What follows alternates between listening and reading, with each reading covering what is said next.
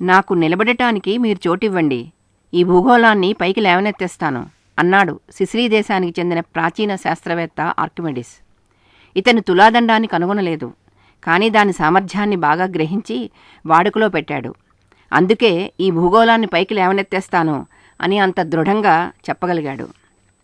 త్రాసు, కత్తెర, అడకత్తెర, పట్టకారు, బొగ్గుకారు, వీధులు ఊడ్చుకునే చీపురు, శ్రావణం మొదలైనవన్నీ తులాదండాల కోవలోకి చేరే పరికరాలే. తిన్నగా దృఢంగా ఉన్న దండానికి ఓ చివర పెద్ద భారం ఉంటే రెండో చివర కొద్దిపాటి బలాన్ని ఉపయోగించి ఆ బరువుని పైకి లేవనెత్తవచ్చు. అలా ఎత్తగలగడానికి ఆ బరువుకి వీలైనంత దగ్గరలో ఏదో ఒక బిందువు దగ్గర ఆ దండానికి ఒక ఆధారం ఉండాలి. ఇదే తులాదండంలోని సూత్రం. ఈ సూత్రం మీద ఆర్కిమెడిస్ చాలా లోతుగా అధ్యయనాలు చేశాడు. తులాదండాలను ఉపయోగించుకోవడంలో గల యాంత్రిక సులువును విడమర్చి చెప్పాడు. గణిత శాస్త్రవేత్తగా, భౌతిక శాస్త్రవేత్తగా, ఇంజనీరుగా, ఖగోళ శాస్త్రజ్ఞునిగా, పలు పరికరాల సూత్రాల ఆవిష్కర్తగా ఈనాటికి ప్రపంచం అతనిని గుర్తుపెట్టుకుని కీర్తిస్తోంది. సిసిలీ దేశానికి చెందిన సిరాక్యూస్ పట్టణంలో క్రీస్తుపూర్వం 287వ సంవత్సరంలో ఆర్కిమెడిస్ పుట్టాడు. అతని తండ్రి ఫీడియస్ ఖగోళ శాస్త్రజ్ఞుడు. ప్రాచీన గ్రీకు సంస్కృతికి ఆటపట్టు అయిన ఈజిప్టులోని అలెగ్జాండ్రియాలో ఆర్కిమెడిస్ చదువుకున్నాడు. ప్రసిద్ధ గ్రీకు గణిత శాస్త్రవేత్త యూక్లిడ్ అతనికి సమకాలీనుడు, గురువు, స్ఫూర్తి ప్రదాత, ఉపదేశకుడు కూడా. యూక్లిడ్ ప్రభావం వల్లనే ఆర్కిమెడిస్ గణితం వైపుకి, ముఖ్యంగా రేఖాగణితం వైపుకి ఆకర్షితుడయ్యాడు. సహజ సిద్ధమైన తెలివితేటలు, ఊహాశక్తి గలవాడవటం చేత అతని ప్రతిభ బహుముఖాలుగా విస్తరించి ప్రపంచానికి పలు ఔపయోగిక విషయాల్లో వినియోగపడింది. అందుకు ముఖ్యంగా సిరాక్యూస్ చక్రవర్తి హీరో కారణమని చెప్పాలి. శాస్త్రవేత్తల ప్రతిభను ఎలా వాడుకోవాలో ఈ చక్రవర్తికి బాగా తెలుసును. పైగా ఆర్కిమెడిస్ అతనికి సన్నిహిత బంధువు. సాంకేతికపరమైన ఎటువంటి సమస్య వచ్చినా దాని పరిష్కారానికి చక్రవర్తి ఈ గ్రీకు శాస్త్రవేత్తనే సంప్రదించేవాడు. హీరో చక్రవర్తి ఒక కిరీటాన్ని చేయించుకున్నాడు. స్వచ్ఛమైన బంగారంతో తయారు చేయమని పురమాయించాడు.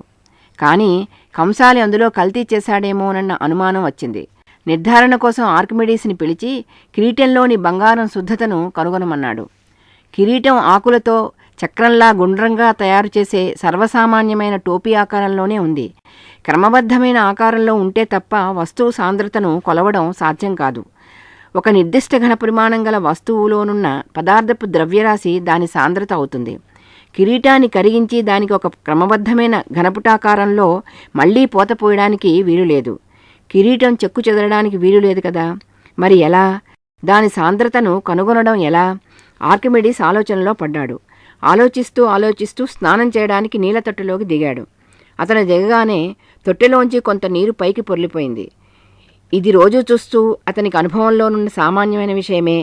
కానీ అప్పుడు అతని బుర్ర ఒక ప్రత్యేకమైన సమస్యా పరిష్కారానికి లోతుగా యోచిస్తూ ఉంది గనక ఆ రోజున నీళ్లు పొల్లిపోవడం అతని కంటికి వైజ్ఞానిక విషయంగా గోచరించింది. యురేకా యురేకా అని గట్టిగా అరుస్తూ బడి వంటితోనే బయటకు పరిగెత్తుకుంటూ రోడ్డు మీదకు కూడా పోయాడట. యురేకా అంటే నేను కనుగొన్నాను అని అర్థం. యురేకా అనే గ్రీకు పదం ఆర్కిమెడిస్ వల్ల ప్రపంచంలో సందర్భాన్ని బట్టి పలువురి నోలల్లో ఈనాటికి నానుతోంది. ఈ విషయమే ప్రచారంలోకి వచ్చిన కథ ఒకటి ఉంది. ఈ కథనం ప్రకారం ఆర్కిమెడిస్ కిరీటాన్ని నిండుగా నీళ్లు ఉన్న తొట్టెలో ముంచి పొర్లిపోయిన నీటిని కొలిచాడు. కిరీటంతో సమానమైన బరువు గల స్వచ్ఛమైన బంగారం నమూనాను కూడా అదేవిధంగా ముంచి పొర్లిపోయిన నీటిని మళ్లీ కొలిచాడు. కిరీటంలో కల్తీ లేకపోతే అది మునిగినప్పుడు పొర్లిపోయిన నీటితో సమానమైన ఘనపరిమాణం గల నీరే స్వచ్ఛమైన బంగారపు నమూనా వల్ల కూడా పొర్లిపోవాలి. కానీ అలా జరగలేదు. కాబట్టి కిరీటంలో కల్తీ ఉందని నిర్ధారించి చెప్పాడు.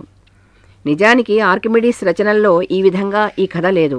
ఈ పద్ధతిలో పొర్లిపోయిన నీటి ఘనపరిమాణం కొలవడంలోని ఖచ్చితత్వం ప్రశ్నార్థకమే.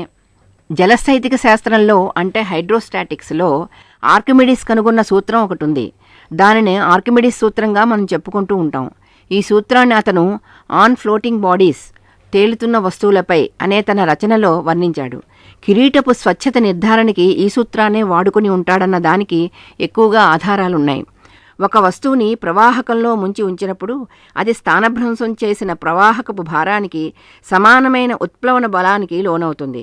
చక్రవర్తి గారి బంగారు కిరీటాన్ని, శుద్ధమైన బంగారు ప్రమాణ నమూనాని తీసుకొని ఈ రెండింటినీ ఒక స్కేలు కిరువైపులా అమర్చి అవి తుల్యం అయ్యేలా చేశాక ఆ మొత్తం పరికర అమరికని నీటిలో పూర్తిగా ముంచాడు. కిరీటం సాంద్రత శుద్ధ బంగారం నమూనా కంటే తక్కువ అయితే దాని ఘనపరిమాణం ఎక్కువగా ఉండాలి.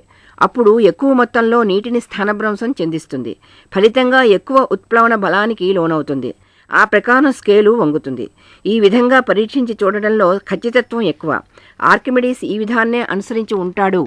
ఎందుకంటే ఆర్కిమిడీస్ ప్రదర్శించి చూపిన ఇతర అనేక ప్రయోగాల్లో ఈ పద్ధతిని వాడాడు అని ప్రఖ్యాత శాస్త్రవేత్త గెలీలియో అభిప్రాయపడ్డాడు. నీటి కంటే తక్కువ సాంద్రత గల బెండు, కర్రముక్కలు, పూలు, ఆకులు వంటివి తేలుతాయి. నీటి కంటే ఎక్కువ సాంద్రత గల ఇనుము వంటి లోహాలు మునిగిపోతాయి. కానీ ఇటువంటి లోహాలను సైతం నీటిపై తేలేలా చేయవచ్చునని ఆర్కిమిడీస్ చెప్పాడు. దొన్నెలా తయారు చేస్తే లోహం కూడా నీటిపై తేలుతుంది.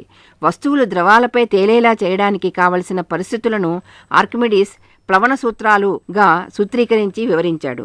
తేలే వస్తువు భారము అది ద్రవం మీద ఆనుకుని ఉన్నప్పుడు తొలగించిన ద్రవభారానికి సమానంగా ఉంటుంది. వస్తువు మీద ద్రవం వల్ల కలిగే ఉత్ప్లవన బలం ఆ వస్తువు భారానికి సమానమైనప్పుడు అది ఆ ద్రవంపై తేలుతుంది. సిసిలీ దేశానికి రోమన్లతో యుద్ధాలు తరచూ వస్తూ ఉండేవి.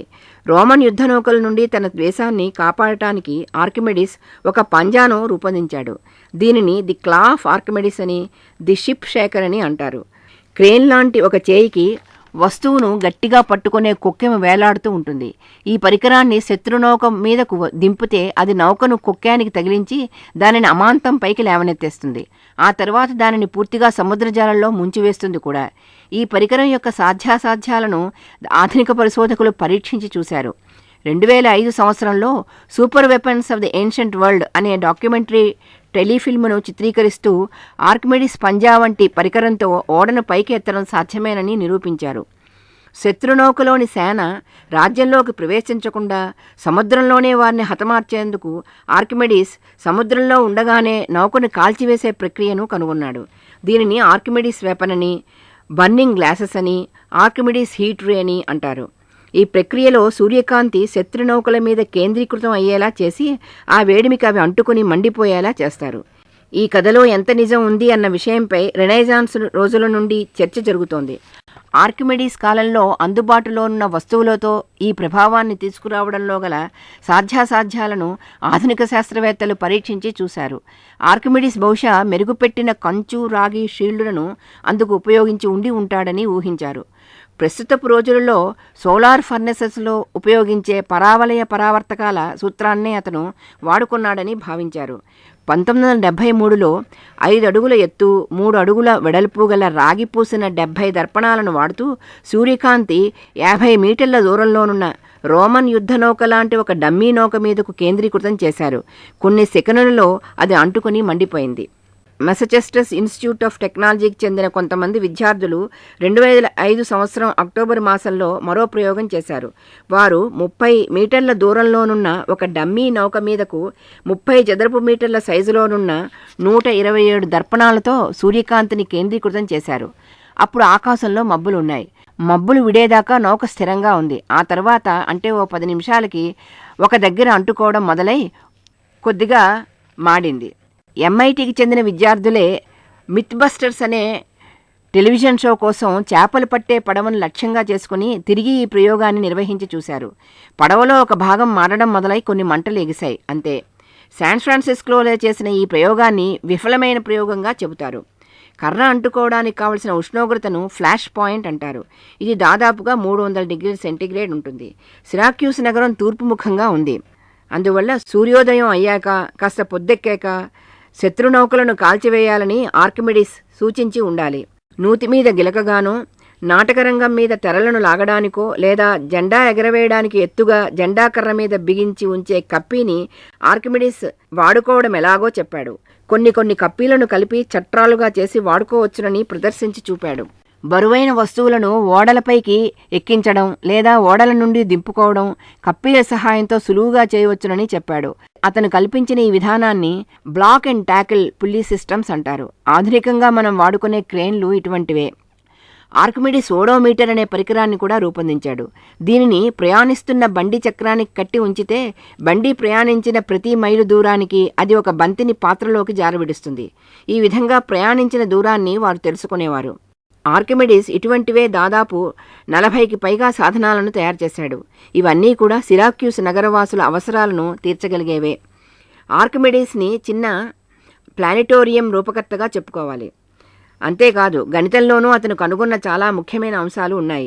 వీటిలో వృత్త పరిధికి వ్యాసానికి గల నిష్పత్తిని లెక్కకట్టడం, వృత్త వైశాల్యానికి పైఆర్ స్క్వేర్ అనే సమీకరణాన్ని నిరూపించడం ముఖ్యమైనవి.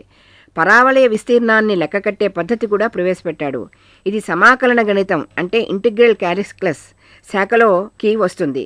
ఇంటిగ్రల్ క్యాలిక్యులస్ను ఆవిష్కరించిన మొదటి గణిత శాస్త్రవేత్తగా ఆర్కిమిడీస్ పేరునే చెప్పుకోవాలి.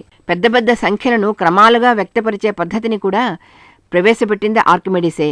ఉదాహరణకి 2500 అనే సంఖ్యను 2.5 × 10⁻³ రాయవచ్చు. అలా రాసి ఈ సంఖ్య 10⁻³ క్రమంలోని సంఖ్యగా చెప్పడం ఈ ప్రక్రియకే చెందుతుంది. స్తూపం వ్యాసంతో దాని ఎత్తు సమానంగా ఉన్న ఒక స్తూపంలో గోళం ఇమిడి ఉంటే అప్పుడు స్తూపం ఘనపరిమాణంలో 2/3 వంతు ఘనపరిమాణం అందులో ఇమిడి ఉన్న గోళానికి ఉంటుందని నిరూపించాడు. తన పరిశోధనలోకెల్లా సర్వోత్తమమైన పరిశోధనగా ఆర్కిమిడీస్ దీనిని భావించేవాడు. తను చనిపోయాక తన సమాధిపై స్తూపంలో ఇమిడి ఉన్న గోళాన్ని చిత్రంగా చెక్కించాలని కోరుతూ ఉండేవాడు. ఆర్కిమిడీస్ 75 ఏళ్ల వయసులో ఉండగా ఒకరోజు ఇసుకలో ఏదో బొమ్మ గీస్తూ ఆలోచనలో ఉన్నాడు. అదే రోజు సిసిలీ దేశ సైనికులు పండగ జరుపుకుంటూ ఏమరుపాటుగా ఉన్నారు. అదును చూసుకుని రోమన్ సైనికులు రాజ్యంలోకి ప్రవేశించారు. వారిలో ఒకతను ఆర్కిమిడీస్ని చంపబోయాడు. ఒక్క క్షణం ఆగు, ఈ లెక్కను పూర్తి చేయని, తర్వాత చంపుదువు గాని అన్నారట ఆర్కిమిడీస్ అతనితో.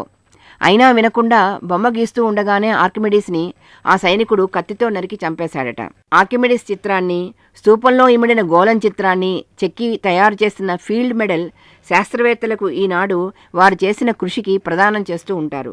ఈ పథకంలోని ఆర్కిమిడీస్ చిత్రం చుట్టూరా లాటిన్ భాషలో నీ ఎత్తుకి మించిన ఎత్తుకి ఎదుగు, ఈ ప్రపంచాన్ని చూస్తూ దాన్ని అర్థం చేసుకో అనే ఆర్కిమిడీస్ చెప్పిన మాటలు చెక్కి ఉంటాయి.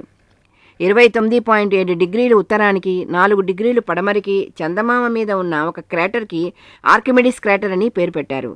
లూనార్ పర్వత శ్రేణి ఒకదానికి మౌంటెస్ ఆర్కిమిడీస్ అని, ఆస్టరాయిడ్ 3600 ఆర్కిమిడీస్ అని ఒక ఆస్టరాయిడ్కి ఆర్కిమిడీస్ గౌరవార్థం పేర్లు పెట్టి ఆధునిక విజ్ఞాన శాస్త్రాలు అతనిని తరచూ స్మరించుకుంటున్నాయి.